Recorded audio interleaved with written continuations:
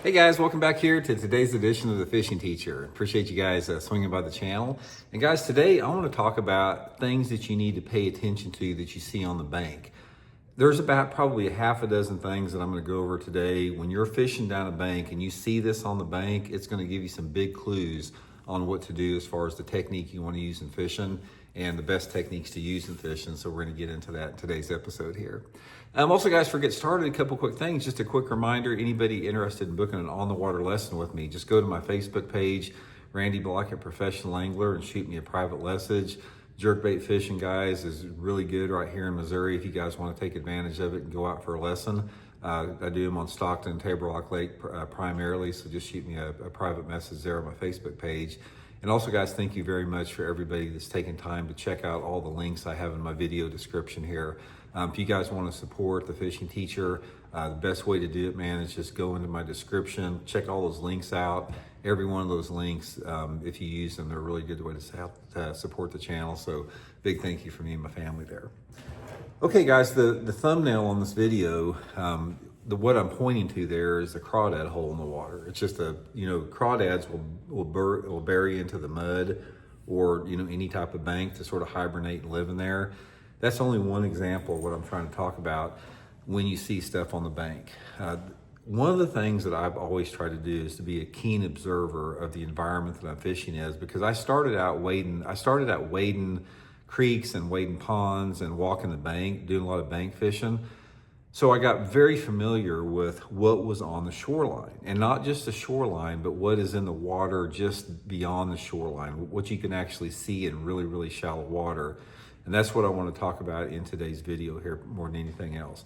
Now, the crawdad holes is one small example. Guys, anytime that you see crawdad holes in an area, you're in a really good spot, because if there's crawdads living in those type of areas, there's a good chance that there's a lot of the bass know about that. There's no secret to them, so there's going to be a lot of fish in that area.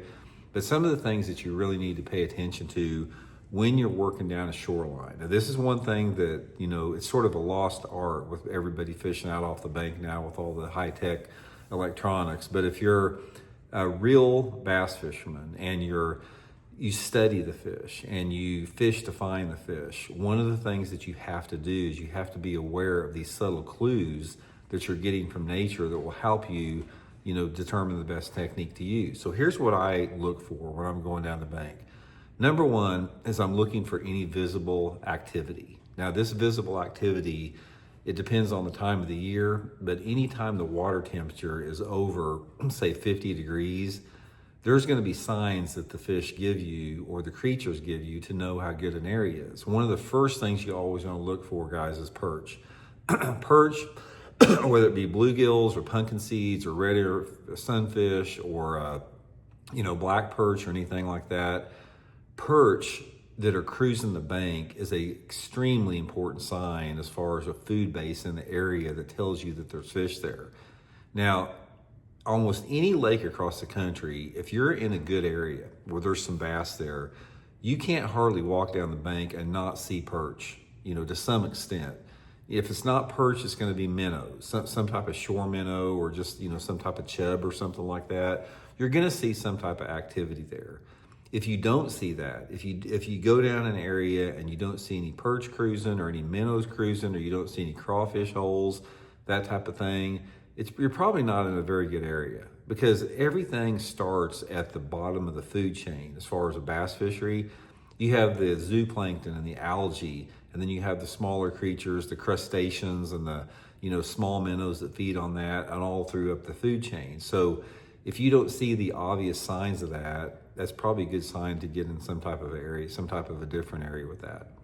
Another thing you really need to be aware of when you're working down a bank is pay attention to the algae growth or the moss growth. This is going to give you a good indication, again, of how healthy the fishery is. I mean, moss is going to grow at different stages throughout the course of the year, but one of the things that I found that if you have some heavy algae growth and heavy moss growth, you really have to see where that came from. If that's some type of a natural occurring growth, or is that something man-made from a nutrient overload? A lot of times nutrient overloads, like from fertilizer coming into the water or point source pollution, can cause algae and plankton to grow that normally wouldn't. So it's really important to identify that, because if you're in an area that has a big nutrient overload in it, that's not a good sign as far as the fish, for it being a good fishing area. Water clarity is another important thing.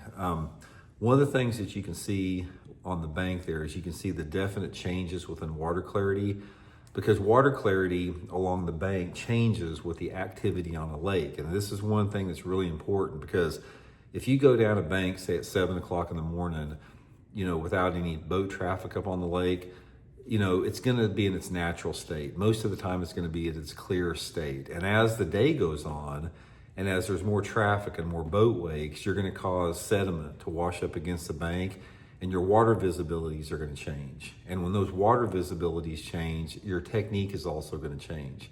There's a lot of places I fish, guys, where I'll be running up the river or something, and everything's nice and clean against the bank and clear. And when I come back in the afternoon, there's a mud line that's 10 foot out away from the bank. So a lot of times this mud line can be a good thing or a bad thing depending upon how thick the mud is, because sometimes it gets so bad that it's like chocolate milk. Fish aren't going to use that. They're going to leave those areas. Doesn't matter if there's fish there or not, they're just not going to bite. But sometimes just a little bit of stain can help out with that. So that's another thing to pay attention to. Another thing to really key in on is when you're going down a bank, pay attention to the sun angle. Because depending upon how it's positioned on a lake, it's going to catch more sun at certain times of the day or more shade at certain times of the day. And this is another big factor, because one of the things you'll find out in bass fishing is bass love shade, especially as the lake gets clearer and clearer. Now, they like shade even in off-colored water, but understanding the time frame that you have certain shade on a bank is really critical to being at that bank at the right time.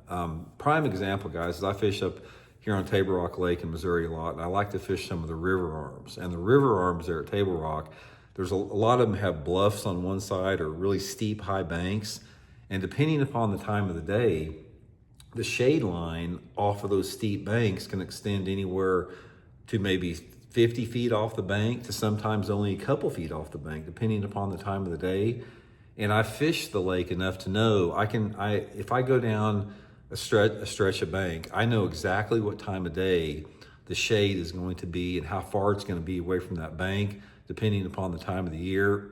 Angle of the sun has a lot to do with it, different times of the year. But that can, I can be in the right place at the right time. So say, for example, I got one bank down there that I know after about 9 or 10 o'clock in the morning, I'm going to lose my shade on it and the sun is going to be hitting it. And I know other banks out there where they don't lose their shade until like 1 o'clock in the afternoon. It gets narrower and narrower and narrower, but at 1 o'clock in the afternoon, I still have this much of a shade line, and I can go over and hit that bank. So that's another thing to pay attention to. But awareness is a big thing in bass fishing. And one of the things that we lose as people get more, into technology and fishing, is they lose those awareness skills about just what I've talked about in this video, just being observant about what's going on around you. And that awareness extends to everything. It extends to your environmental situations as far as water clarity and the cover that you have. It extends into how the bass are acting or reacting. It can be something as simple as like when you catch a bass and you look in their mouth and see where the hook is in the mouth, that by knowing what place that hook is, it can tell you the direction that the fish ambushed your bait from, or if it came out from something, or just how it actually struck your bait. So we're getting clues all the time. You just have to be aware of it and pick up on it. One of the best things here's one of the best pieces of advice I can give you, I'll leave you with on this video, is that the next time you're out and you catch your first fish of the day, after you put that fish back in the water or whatever, you need to just take a second, take about 15 seconds and absorb everything that's going on around you. Try to take note of the sunlight conditions, the wind speed and wind direction, the water clarity that you're fishing. Remember how you were retrieving that bait. Was it a medium, slow, faster to retrieve? Try to remember everything that actually took place that surrounded that catch, and that gives you the ability to create reproducible results in your fishing by the more that you can assimilate that information and make it lead to your next bite and the next bite after that. So, guys, hope it helps out. Appreciate you tuning in. We'll talk later.